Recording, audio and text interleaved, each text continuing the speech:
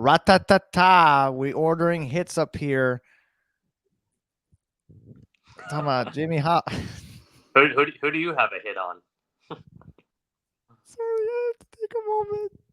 I need a moment. Welcome to Beyond the Campfire. Okay. We have a gangster episode, right, Will? What? We have a gangster episode. I know, right? Right. I just I apologize for that. And if you heard any laughter, my wife is working across from me. Okay. She gave me the most disappointed look when I did that, and that's why I just lost it. All right, we're talking about Jimmy Hoffa. Jimmy Hoffa, famous mobster / union president / a few other things. But guys, today's story has a lot of stuff. It has the Union. It has the 37th President of the United States, Richard Nixon. It has the mafia. It has murder. It has mystery. It doesn't really have sex, so I can't say it has everything, but it So does have a it's lot. not like a woman's romance novel. Got it. But there you go. Yeah. So usually people say it has it all. It has money, drugs, sex. So it's like, well, sex is something that's not involved in this thing, but you do have almost everything else in there. So, yeah. Will, do you have anything to say before we kind of hop into it? No, not really. All right. Hopefully, we don't have any more ratatas go off or anything like that. Okay. So, in the 1900s, there was a little gangster named Jimmy Hoffa, and he built 3 houses, one of straw, one of... No, I'm just kidding. Okay. Very deal story. Okay, so Jimmy Hoffa was a part of the union, a group called the Teamsters. They were responsible for transportation. So if Will needs to like move his cows to California for whatever reason. I don't know why he would want to do that, but Stopping the if you want, vegans. if you wanted to ship some cows over, get them away from the vast vegan population in the state of Georgia that we don't have. No. We're sending it to California to combat the vegans because we're going to take it to California and throw steaks at them. There you go. So throw steaks at vegans, guys, in honor of your favorite podcast hosts, Will and Steve. So there you go. Don't actually do that. For legal purposes, don't do that. So yeah, now, we didn't tell you to do that. I mean, by all means, feel free to throw steaks at vegans, but don't do it because we told you to. So yeah. Okay, so Jimmy Hoffa starts a union, the Teamsters, and he's very well liked. It's at this time is the 1930s, 1940s. It's pretty hard for unions to actually get fair prices on the things that they wanted to do. Their contracts, getting fair wages, getting good benefits, and Jimmy Hoffa was, whether it was his charisma, whether it was his talent, whether it was his mob connections, which we'll talk about in just a second, but keeping it clean for the most part. He had a way of being able to win over favorable contracts for people. So he was very, very well liked, and because of this, he eventually elevated himself to become union president of the Teamsters, a group that at one point owned about 90% of transportation services in the United States. So not by any stretch of the imagination. Well, what are your thoughts so far? Well, first off, Teamsters, I was expecting to be like, yeah, they own stock in Fortnite. It sounds like like Teamsters. It sounds like something like Skibbity Riz or something, like. You've been on TikTok far too long, my friend. Probably. Somebody got me into Instagram Reels, and it's addicting.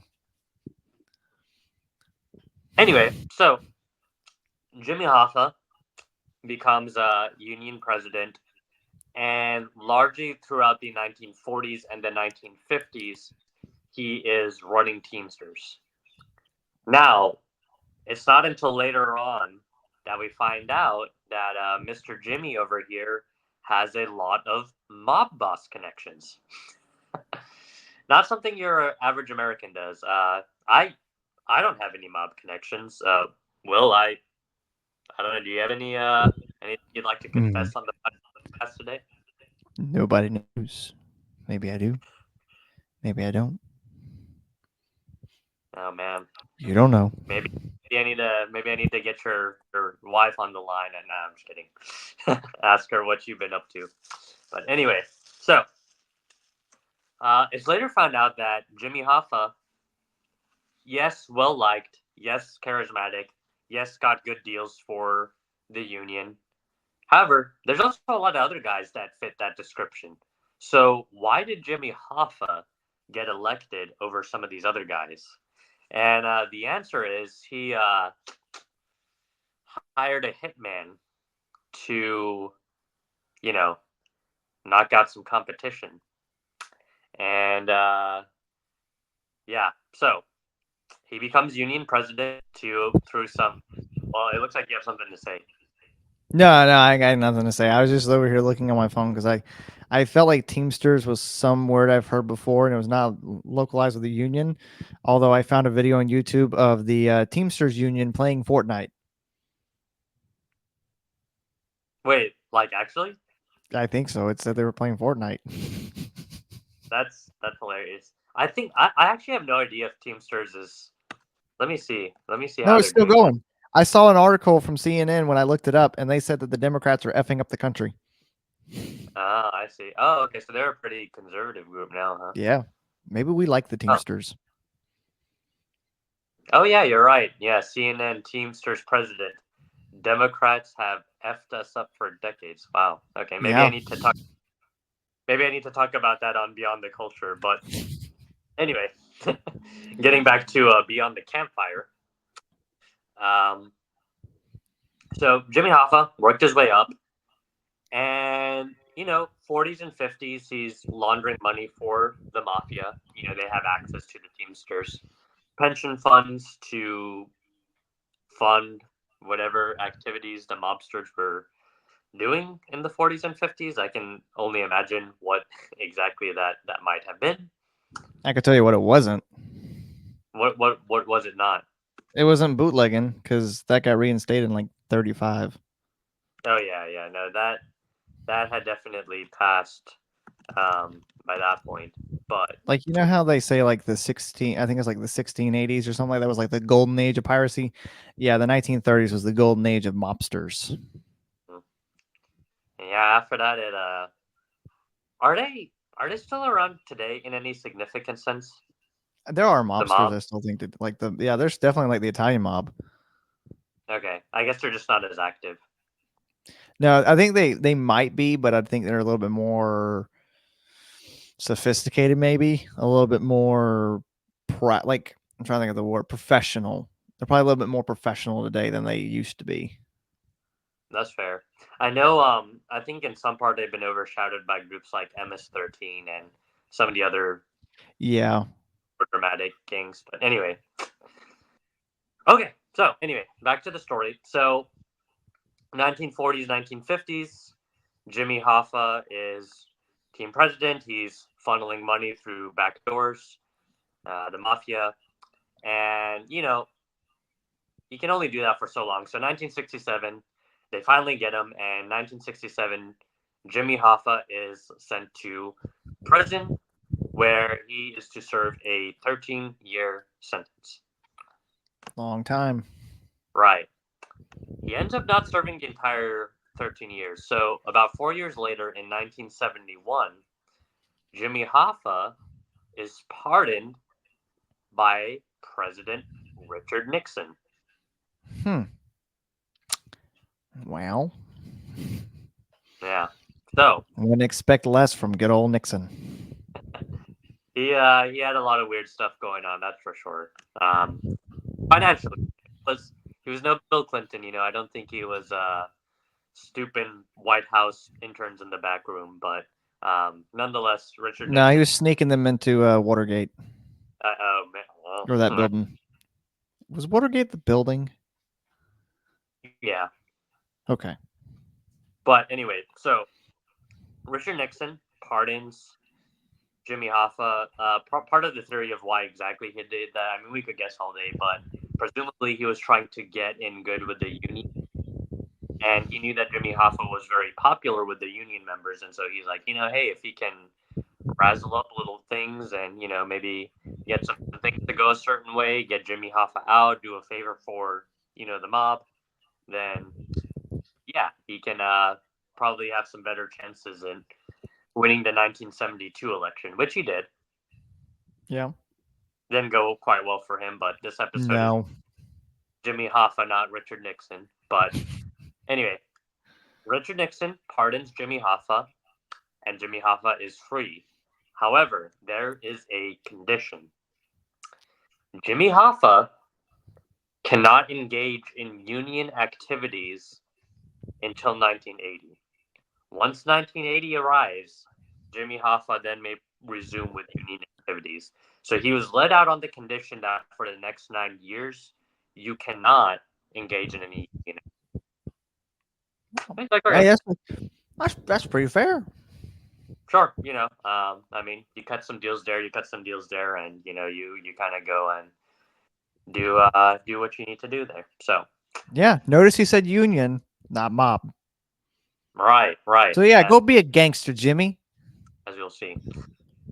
So does Jimmy Hoffa make it to 1980? No. Does not, because he disappears in 1975. And that is where we get to the mystery. What happened to Jimmy Hoffa? So, I'm going to talk about the last day of his life, and then I have 9 theories for us. So we won't spend too crazy long on a lot of it. But I'm going to very quickly go to the last day of Jimmy Hoffa's life, or well, he might still be alive. I mean, well, he's definitely dead now, but um, we're gonna go to the last day he was seen. That's how Yeah. How old was he before he disappeared? he was 62. Oh yeah, he's definitely dead. Yeah. So yeah, if he's not, if he wasn't dead then, he's definitely dead now. So Yeah, he'd be like 102. no, he'd be a lot older than that. Wait, Because you said 62, right? he was 62 when he disappeared, So that which was would 1975. which would make him 80 So the year 2000, which would make no, him 100 in the year 2013. no. Which It'd make him no. It'd make him 90. It'd make him 92, or it'd make him 92 in 2005. right. So he'd be 102 in 2015. So then he'd be 200 or 112 next year.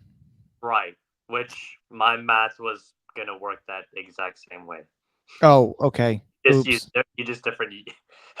We can do math, guys. I promise. We can do math on this thing. Apparently not, man. If you've seen our triangle clips, everything, we suck at math. Look, the triangles, the geometry. We might not be able to do geometry, but we can do some algebra. Yeah, Maybe not. we're not gonna. If the podcast works out, we're not gonna get an accountant to do our finances. What are you talking about? Hey man, this is why I'm in law school, not math school. So Why do you think we're wanting to do podcasts for a living? Because there's no math involved. there you go. So okay, Hoffa's last day seen alive. So the last day of the last day he was seen, Jimmy Hoffa was supposed to meet 2 friends at a Detroit restaurant, which let me pull it up. Yeah, so he was last seen in the parking lot of the Macus Red Fox restaurant in the Bloomfield Township in Michigan on July 30th, 1975. He was scheduled to meet 2 people, Anthony Tony Pro Provenzano and Anthony Tony Jack Giacoloni at the restaurant. Uh, they both have the same name, so I'm gonna call one of them Tony Pro and Tony Jack. All right, so you're supposed to meet Tony Hey, Pro and Tony. Tony. Yeah. Hey, Put him on Tony. ice. Hey, put him Oh, on Tony. ice, Tony. Hey, Tony, Hey, put him on ice. I'm walking here. Yeah, put him on ice. So ignore Back our behind the bad. park. Is that what it Hey, was? we know whack off old Jimmy over. Okay, I can't do it. I can't do it. That was so bad. That was so bad. Okay, Hey, so hey Tony, we're gonna put him on ice. so Tony Pro and Tony Jack never show up to the restaurant. They have unusually strong alibis later on when the FBI investigates both of them. Tony, let's see, Tony Pro was like at the gym and he was talking to people both familiar and strangers, and he was Mm. trying to make his alibi was almost too good. He kept like he really emphasized to people like, "Hey, yeah, I'm here at 3:15 p.m. exactly. Great to see you." So Hey, I'm working out here. right, like it's just weird behavior. Weird behavior. Same thing from Tony Jack. So Tony Jack was far away, and again he was doing some gambling, but he was also making it very obvious of his presence being known there. Mm. So Mm-hmm. yeah, the FBI was later like these alibis are almost too good, which is weird. Um, but what happens is, so Jimmy Hoffa walks out of the restaurant. He walks over to a local payphone, calls his wife, and tells them, "Hey, I got stood up. Right? I was here at this restaurant. I was ready to meet these guys, and they didn't show up for our meeting, and now I'm here all alone." Mm-hmm. Just like a guy getting stood up at a date. Steven knows a lot about that. So, no comment. Anyway, I so don't think you've ever been stood up, but yeah, maybe. hey, the mysteries of life. But today's mystery is Jimmy Hoffa, not the mystery of my dating life. So That okay, will be an episode in the future. so Jimmy Hoffa calls his wife. That's the last time she ever talks to him. And what happens is a car pulls up.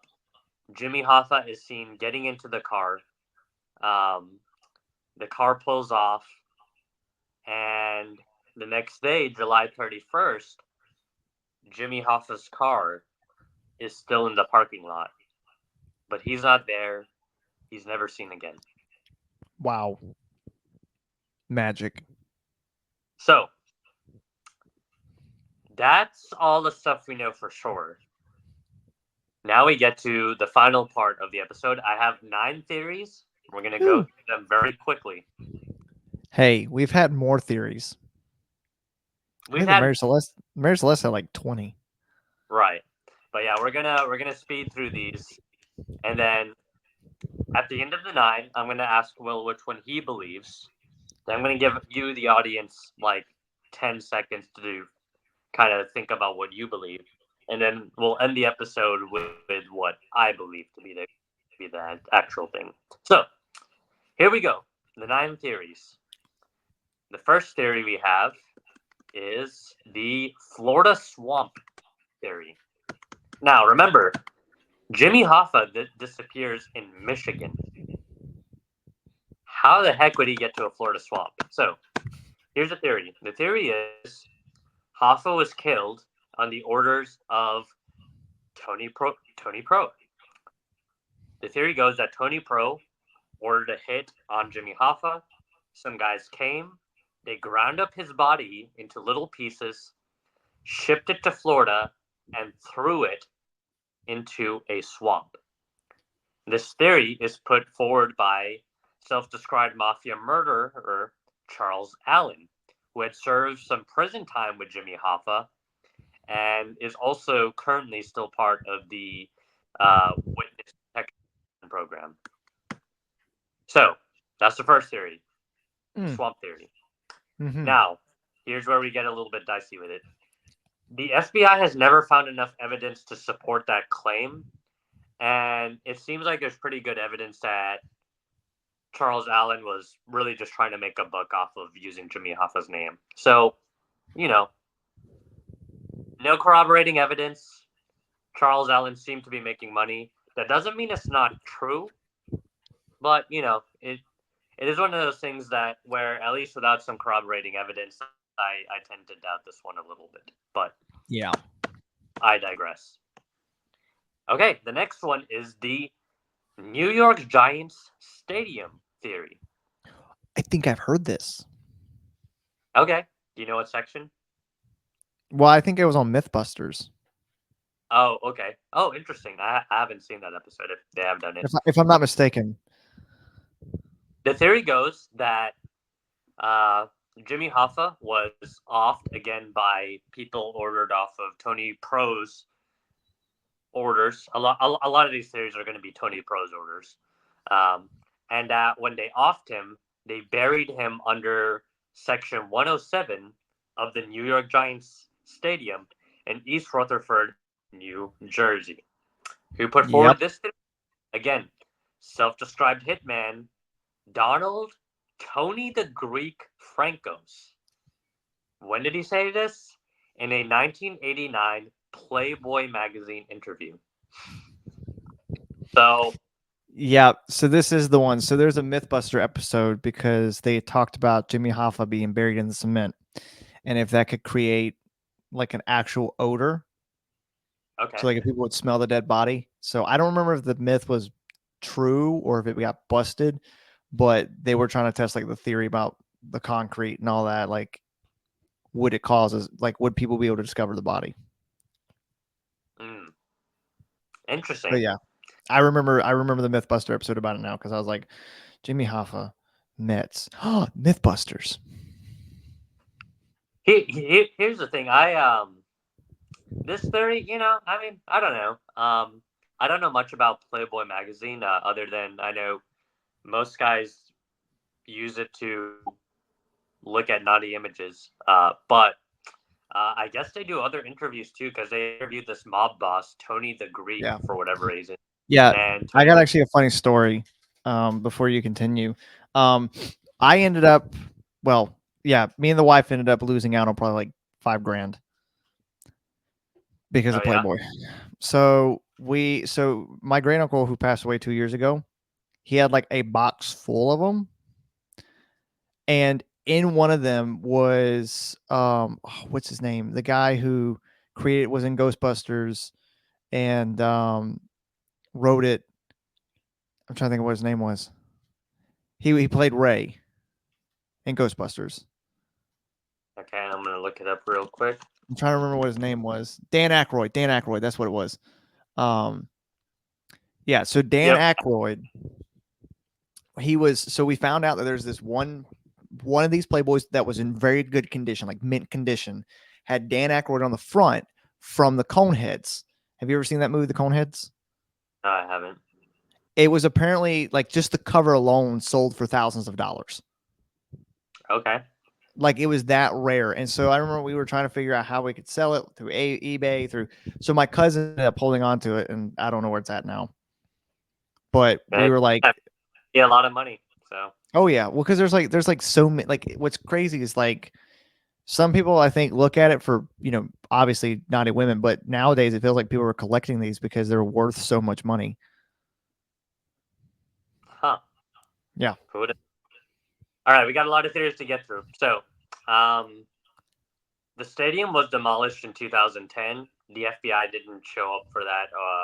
But yeah, the FBI, the time they did, went and looked in the stadium. They said they didn't find anything. So, maybe, maybe not. But yeah, FBI, they're saying they didn't find anything. All right, theory 3 of 9. Good So, lord. yeah, but like I said, I'll try to get through them quickly. This is the Great Lakes theory. So this one is one of the few that doesn't involve the mob, actually. But this is a theory that our favorite villain on our podcast is that the government did it. So the Great Lakes theory is that Hoffa was abducted either by federal marshals or federal agents that drove to a nearby airport and dropped Jimmy Hoffa's remains out of a plane, possibly into one of the Great Lakes that surround Michigan. Mm.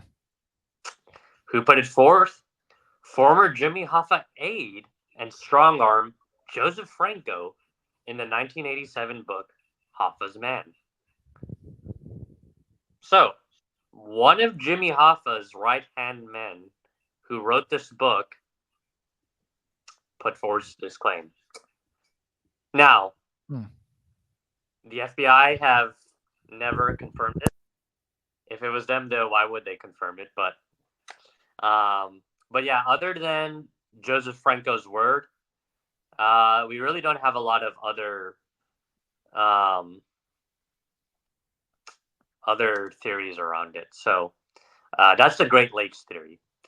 Theory number 4, the Irishman plot. I have not seen the Netflix movie The Irishman. Did you watch it, Will? No. Okay. Well, a lot of the theory I'm about to put forth, the Irishman movie in 2019 is based off of this theory. This actually makes me want to watch The Irishman. When it first came out, I was gonna watch it, but then I heard it was 3 hours long and very slow. So then I'm just like, okay, maybe I won't watch it. But now that we're talking about this case, maybe I'll go back and watch it. Yeah. But this is the Irishman theory. So the Irishman theory is that Hoffa was killed by one of his own hitmen, a man named Frank Sheeran, at a Detroit house. Key parts of this theory are the basis for the 2019 movie The Irishman. Okay. Sheeran is the one who put forth this theory. And while he was in prison, he ended up confessing it. And Sheeran, being a devout Catholic, said that this was really weighing on his conscience. Jimmy Hoffa was his friend. He had committed murders for Jimmy. So Jimmy Hoffa had paid Frank Sheeran to actually go off some people, and Sheeran had gladly did it. And it said it was with great pain and regret that he offed Jimmy Hoffa. Okay. But he says he did because otherwise the mob said they were gonna off him if he didn't off Jimmy Hoffa. And so he did it, and he gave an address to the FBI. The FBI went, ripped up the floorboards, and they did find some blood. But when they ran some tests, the FBI concluded that the blood found was not Jimmy Hoffa's. So, is this another guy trying to get fame? Maybe. I don't know. Yeah. Let's get to the next theory. Theory number 5, New Jersey junkyard. So we have another mob boss now. Mob hitman Richard the Iceman Kalinsky. So actually I'm going to call it the Iceman theory. So the first one was, so you had the Irishman, and now you have the Iceman. Okay. The Iceman Kalinsky says he killed Hoffa in Michigan, drove the body to a New Jersey junkyard, sealed it in a 50-gallon drum, and set it on fire. He said he later dug up the body and put it in the trunk of a car that was sold as scrap metal. When asked where is the remains today, the Iceman said he's part of some car in Japan. The Iceman himself is the one who puts forward the theory in his book, The Iceman, Confessions of a Mafia Contract Killer, and he claims to have received $40,000 for the killing. Now, another theory where it seemed like the guy was probably trying to make a buck off of the famous story. The Iceman is also known for being a liar and an exaggerator of the truth. So, take that with a grain of salt. Maybe so, maybe not. That's the Iceman's story. I love his name, Iceman. That's probably the coolest one. All right, 3 more, and then we'll be wrapped up. Bay County swimming pool theory. The theory is, again, the mob was. By the way, I don't know if I've said this before, but one reason the mob would have incentive to kill Jimmy Hoffa is that with Jimmy Hoffa being not in the union anymore, he had some pretty good incentive to just spill all of the mafia's secrets to the FBI. And get a lot of money, get some witness protection. And so the theory goes that the mob wanted to off him before he could do that. So, Right. but anyway, Bay County swimming pool theory. The theory goes Hoffa was killed by the mob, and his body was buried beneath a swimming pool in Bay County's Hampton Township. This theory was put forward by mobster Richard Powell, who used to live on the property and who is now serving life in prison without the possibility for parole for a 1982 homicide that he had committed. In July 16, 2003, authorities searched under the backyard for the evidence of Jimmy Hoffa. The search turned up nothing. So, okay, the Renaissance Center, which is in downtown Detroit. The theory goes again, the mob killed Jimmy Hoffa. They buried him beneath the 73-story Renaissance Center in downtown Detroit. This theory was put forth by Marvin Elkin, another mobster who wrote the story in his 2011 book, The Weasel, A Double Life in the Mob. I think you're starting to notice... yeah, a little trend. Yeah, a lot of former mobsters saying, yep, it was me. I killed Jimmy Hoffa. And we buried him here. So, hey, Tony, I put him on ice. Yeah. He's sleeping with the fishes. So, anyway, I think, how many theories do I have left? Okay, actually, all right, last two theories, and then we'll let you take a stab at who you think did it. Okay, the next one is the Oakland Barn theory. It goes that Hoffa again was killed by the mob, buried in a makeshift grave beneath a concrete slab of a barn in an Oakland township about 25 miles north of Detroit. This theory was put forward by mafia captain Tony Zerilli in the online Hoffa Found website. Zerilli was in prison for organized crime when Hoffa disappeared, but he claimed he was informed about Hoffa's whereabouts after his release. The FBI in 2013 spent 2 days digging at the site that no longer had the barn, and once again, they found nothing. So they say. Again, only one of these theories says the government did it. So if that one theory is right, then makes sense that they would hide all this other stuff. Yeah. Okay, final theory, and then I'll let you take a stab at which one you think is right. All right, last one is the Jersey City landfill theory. And you had Hoffa's body, again killed by the mob, was delivered to a Jersey City landfill in 1975, placed in a steel drum, and buried about 100 yards away on state property that sits below an elevated highway. This theory was put forward not by a mob boss, but by journalist Dan Melita, who has written extensively about the Hoffa saga as a result of interviews he did with Frank Coppola. Coppola, who died in 2020, says his father owned the landfill and buried the body. And there you have it. There we go. Jimmy Hoffa. So, I know that was a lot of theories. That was a lot. I'd say noticeable one is the Iceman theory, who says he put it in a Japanese car. The Irishman theory, the guy who confessed it in prison and says he was a devout Catholic, so he didn't want that on his conscience, and he felt bad about it. The government did it theory that they killed him and that they dropped his body into the Great Lakes. And then finally, let's see, let me look at these theories again. And finally, the last one is the Florida swamp theory. Those are the four really ones that I would consider to probably be the most notable. Yeah. Will, which do you think, who did it? Who killed Jimmy Hoffa? Okay, so I have kind of two theories. Obviously, I do, if my original theory is not true, then I think it was definitely probably the mob. Having ties like Jimmy Hoffa did to the mob, and then basically him not being in the union anymore, at least not till 1980, there's no stopping him from just spilling everything and saying, "Yep, mob did this, this, this, this." Who knows? Nike Pro, I mean, Tony Pro could have, offed him, in some way. Obviously, Tony Pro is so cool they named a shoe after him. The Nike Pro. I don't actually know if that's true. Don't actually believe me, guys.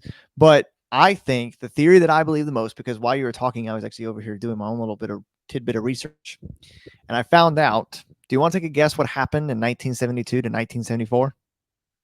What happened? About a year before Jimmy Hoffa was killed. What happened? It involves our buddy Richard Nixon. Really? Let's hear it. Watergate. Okay. Oh, that's So true. Watergate Did. apparently happened the year before Jimmy Hoffa. So who's not to say that the government found out that, maybe Jimmy Hoffa being released by Richard Nixon, and then them having to get rid of Richard Nixon because of all the things going on with Watergate when he resigned.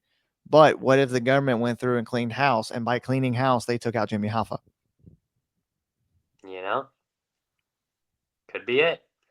We're never the government on this podcast. So hey. Okay. So, but you feel like most likely it was the mob. If it wasn't the government trying to clean the house, then yeah, it was possibly the mob. Like, hey Tony, we make him sleep with the fishes. If I put a gun to your head right now and I said, "Hey, yo, Will, which theory you going with, man? Which theory you going with? Which one you going? Which one are you taking?" I'm gonna go with the government. My second option though is definitely the mob. Okay, that's fair. I'm gonna put you in for a government. So okay, so possibly the Great Lakes theory. Yeah. Which was, to be fair, was put forward by Jimmy Hoffa's right hand man. Exactly. So and the other thing too that kind of points me more towards that is like, we have all these mobsters being like, yeah, I killed Jimmy Hoffa. Hey, Tony, we put him on ice. We got rid of him. Put a dead horse in his bed. But I think, and then the FBI not finding anything. Could it just be because the FBI is not finding anything, or could it be because the FBI themselves did it and are just trying to throw people off the trail? Fair point. Okay. Audience, we'll actually have, if we can get Haley to clip this part. But yeah, if you can put a poll up using this reel, because you can put polls in the reels now. Oh. Who do you think killed Jimmy Hoffa? So we'll put for results bureau, the Florida swamp theory, the Great Lakes theory, aka the government did it, the Irishman theory, the devout Catholic guy who felt, and the Iceman theory, guy who chopped up Jimmy Hoffa and put him in scrap metal, and now says that Jimmy Hoffa is part of a car somewhere in Japan. So those are your four options. Well, which theory do you think I believe, out of curiosity, out of those four? Hey, listen, I feel like you like the Iceman theory. But all right, while the people wait. Well, they can do it copyrighted. What? Do you know what I'm even humming, because we're waiting on them to answer? Yeah, they can do that on their own time. No. You know what I'm humming, right? Yeah, I know what you're humming. I just don't know why you're humming it. Well, because it's like there's a timer. Yeah, but this isn't okay. All right, whatever. Ignore. If this was a live show, then yeah, I would understand why you're doing that. But I'm like, this is literally recorded. Crap, you're right. Yeah. Okay. Haley. So make fun of us, Haley.